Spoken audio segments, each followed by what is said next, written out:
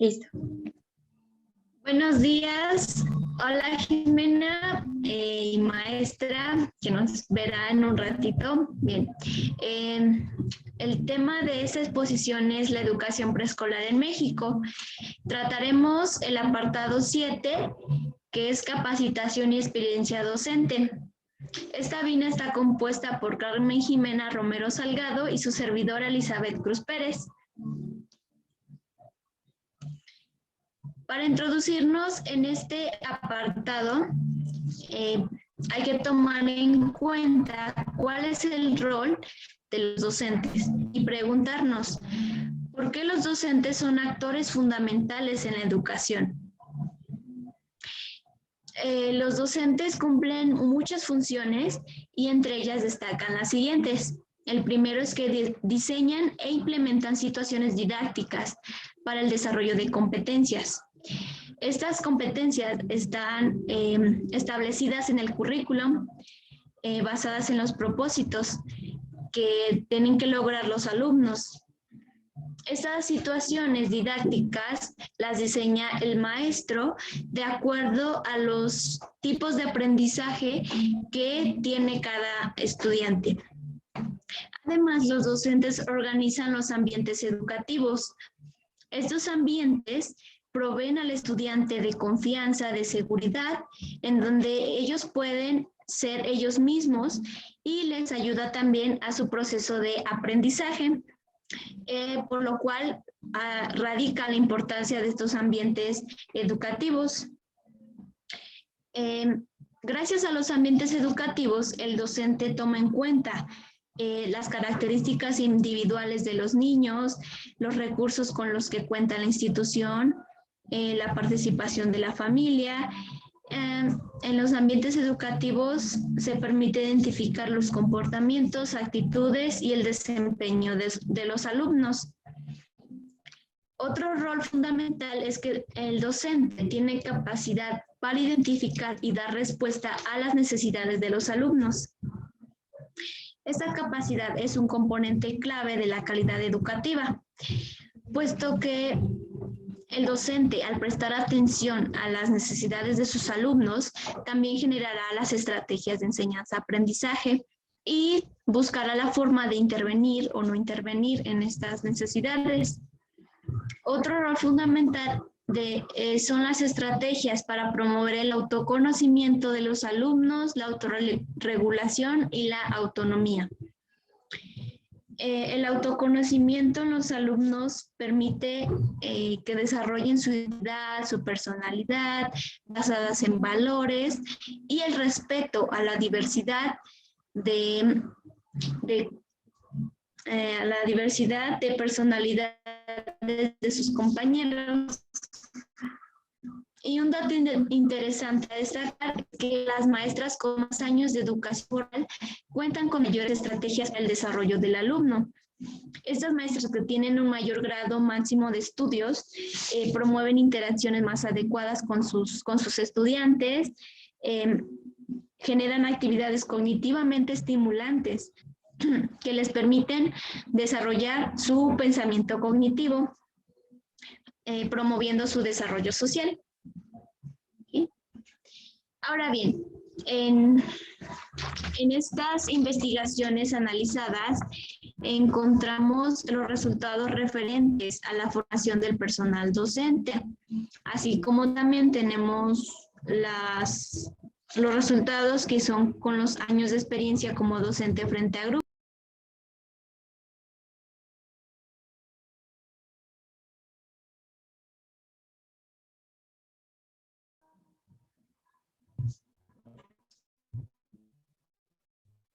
¿Ya verdad?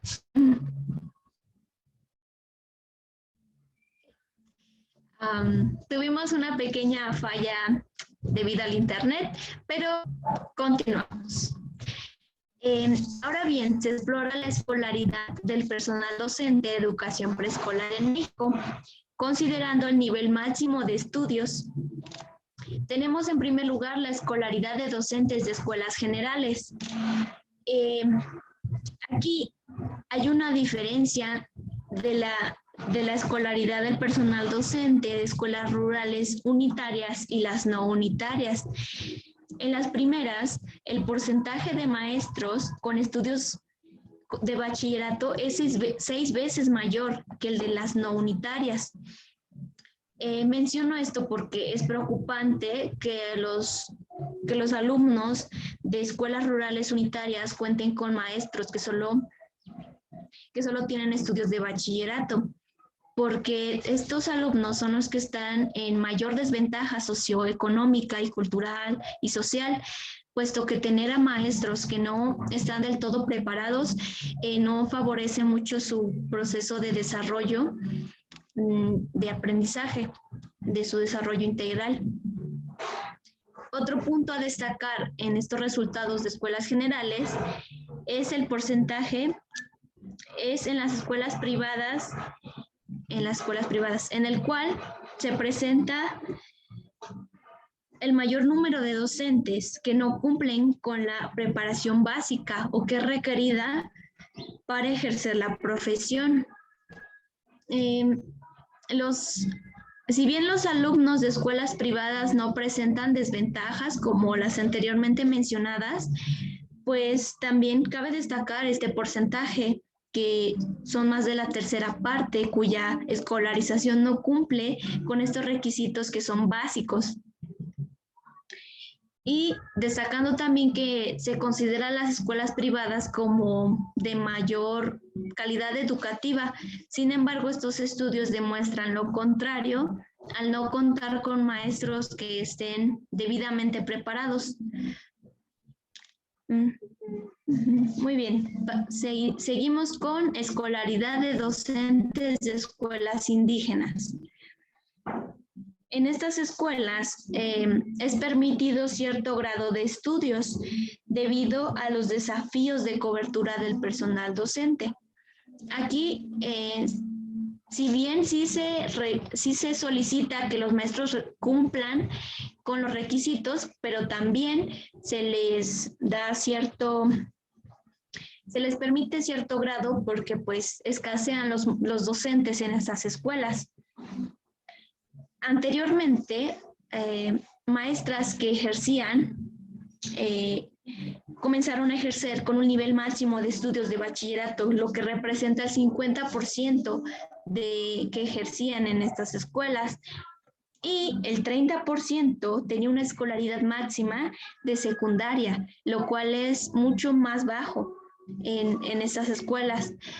Pero, sin embargo, la escolaridad actual arroja que la mayoría de los docentes cumplen con estos estudios requeridos, representando el 50% de normal básica.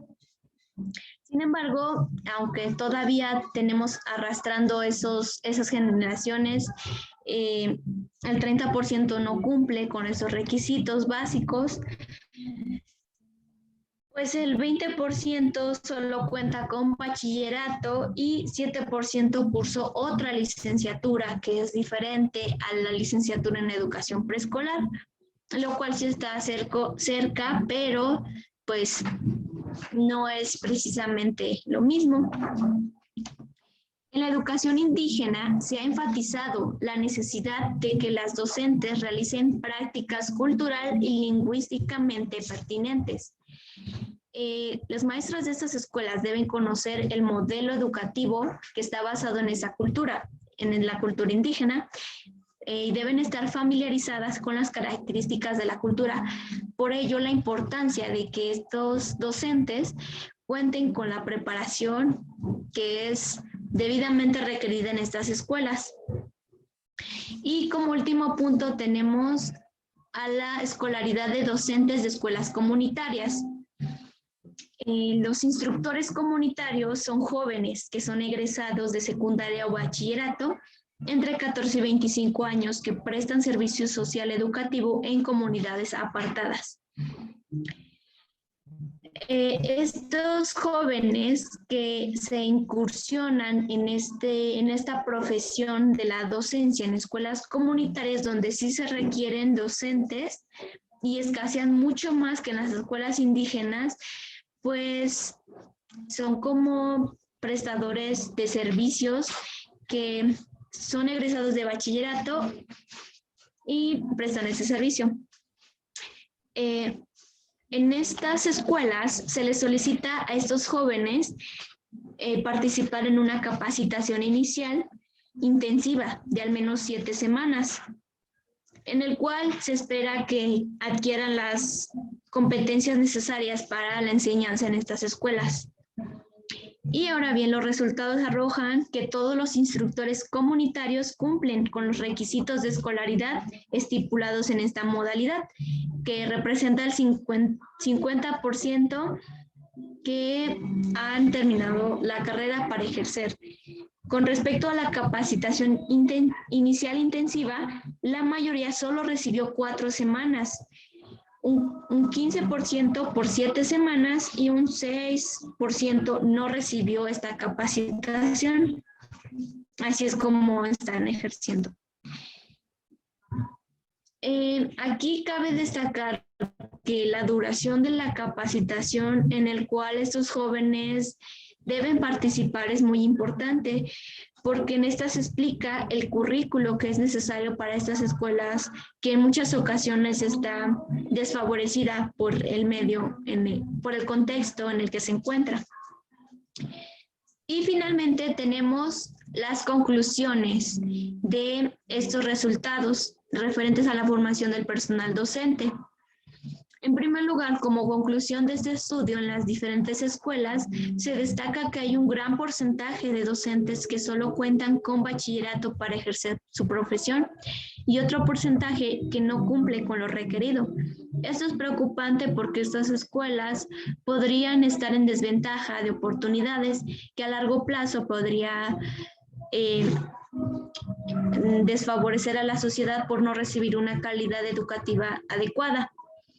En segundo lugar, en la educación indígena se presentan muchos desafíos de cobertura de personal docente y en años pasados se aceptaban a maestros y maestras que salían de bachillerato o de secundaria.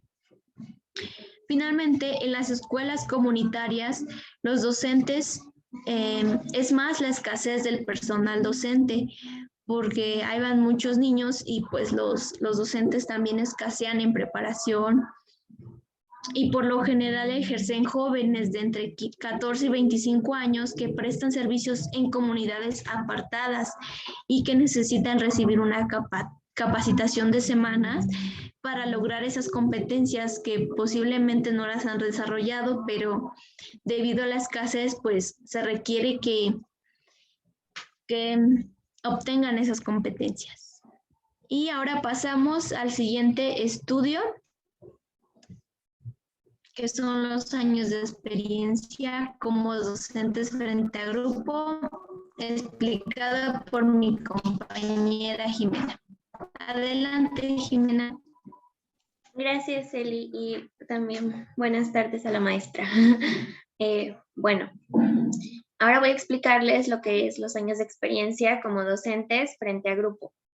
En primer lugar, pues el trabajo frente al grupo permite a los docentes que pongan en práctica todos los conocimientos y habilidades, así como técnicas y conceptuales sobre la enseñanza y el aprendizaje adquiridos en su formación inicial, y que esto pues conlleva a que tengan nuevos conocimientos y habilidades. Por otro lado, los años de experiencia frente al grupo también son considerados un indicador que permite conocer la etapa del desarrollo de los docentes para que los alumnos tengan un buen aprendizaje. Bueno, algo que es importante destacar es que los años de experiencia que tienen los maestros frente al grupo son un indicador que nos permite conocer la etapa de desarrollo profesional por el cual ellos transitaron en su proceso de formación docente. Y también creo que algo muy importante es el hecho de que esa experiencia sea llevada a cabo de buena manera con los alumnos, porque es crucial para atender a niños que pues que viven en diferentes contextos, ¿no? Es necesario que los maestros se acoplen a los contextos en los que viven cada uno de los alumnos y así poder ayudarlos para que pues tengan un buen aprendizaje los niños. La siguiente, Eli, por favor.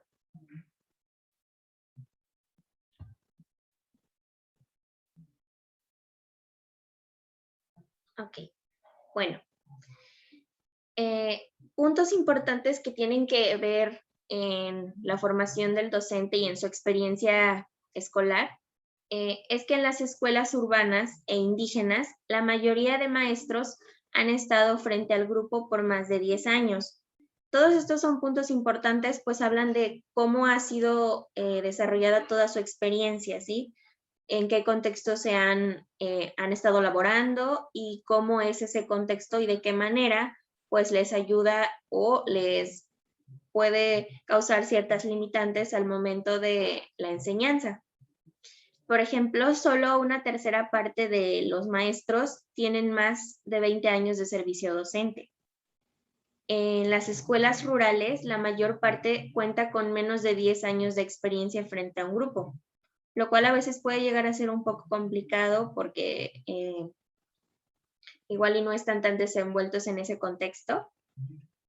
Y en las escuelas unitarias, tanto rurales como indígenas, tienen la mayor proporción de maestros con muy pocos años de experiencia laboral, lo cual sí es un factor que hasta cierto punto pues afecta al desarrollo de su práctica docente.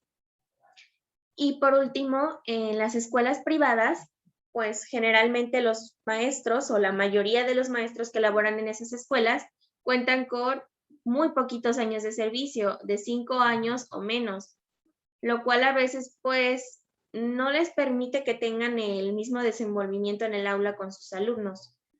Pero por otro lado, también hay que destacar que muchas veces en las escuelas privadas pues les ofrecen las herramientas necesarias para que lo hagan a pesar de que tienen muy poca experiencia laboral.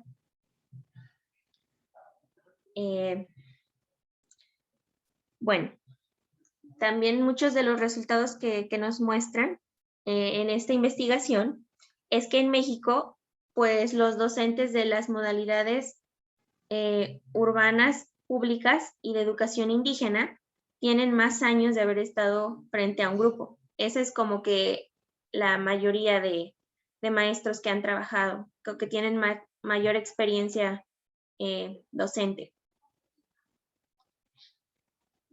Pero, a pesar de todas estas modalidades educativas que existen, pues la mayoría de los maestros no cumple con los suficientes requisitos normativos para ejercer la profesión.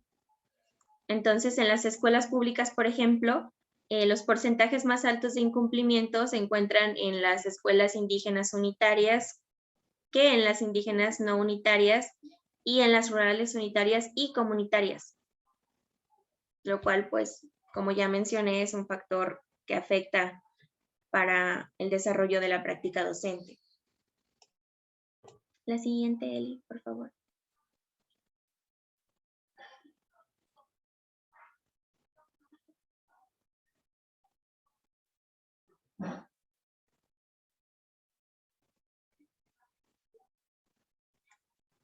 Ok, bueno, como conclusiones, ante estos dos resultados, bueno, ante estas investigaciones más bien, los resultados presentados en este artículo nos muestran que en México la mayoría de los docentes de educación preescolar cuentan con estudios requeridos para ejercer la profesión en las modalidades en las que laboran, es decir, en las modalidades que les corresponden a la educación preescolar.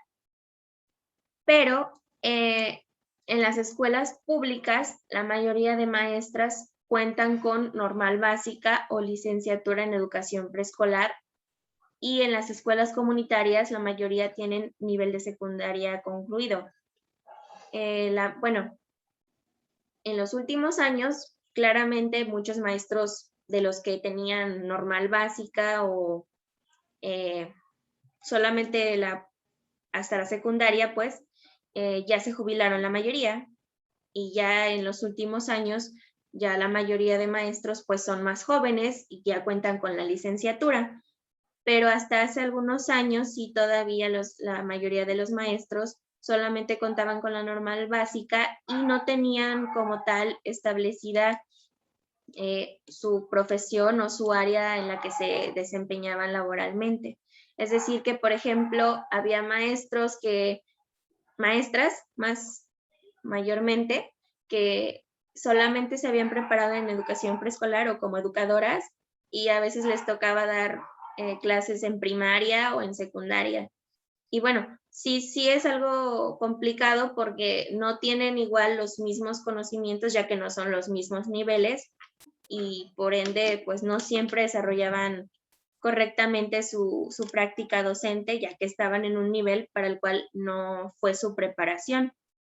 Pero igual trataban de ejercer su profesión de manera correcta y enseñar a los alumnos los contenidos que a ellas se les daban y proporcionárselos a sus alumnos.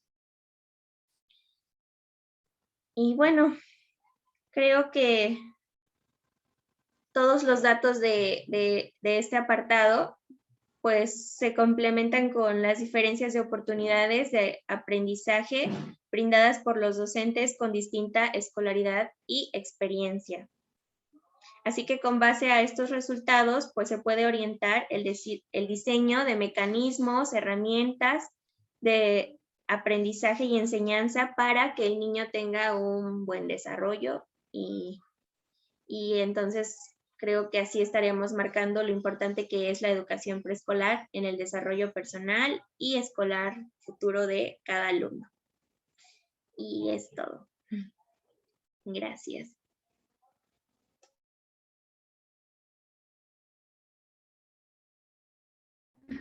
Agradecemos la atención prestada a exposición y nos despedimos. Hasta luego.